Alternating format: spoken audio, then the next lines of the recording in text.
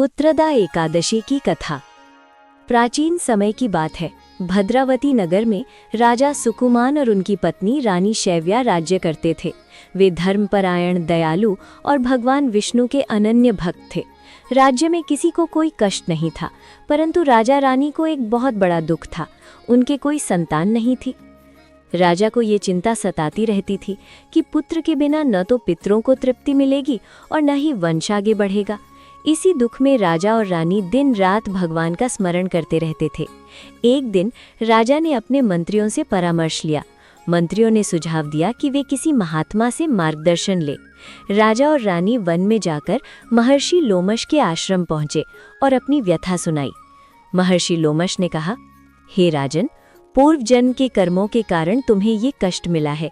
यदि तुम पौष मास की शुक्ल पक्ष की एकादशी, जिसे पुत्रदा एकादशी कहते हैं, का विधि पूर्वक व्रत करोगे तो भगवान श्रीहरि विष्णु की कृपा से तुम्हें उत्तम पुत्र की प्राप्ति होगी। राजा और रानी ने श्रद्धा से पुत्रदा एकादशी का व्रत रखा। उन्होंने दिन भर उपवास किया, रात को जागरण किया, भगवान विष्णु का पूजन, भजन और कथा का श्रवण किया। भगवान विष्णु उनकी भक्ति से अत्यंत प्रसन्न हुए और स्वप्न में दर्शन देकर वरदान दिया, हे भक्तों, तुम्हें शीघ्र ही एक तेजस्वी, धर्मात्मा और यशस्वी पुत्र की प्राप्ति होगी। कुछ समय बाद रानी शैव्या ने एक प्रतापी पुत्र को जन्म दिया। राजा रानी का जीवन आनंद से भर गया और राज्य में भी सुख समृद्धि बढ़ गई।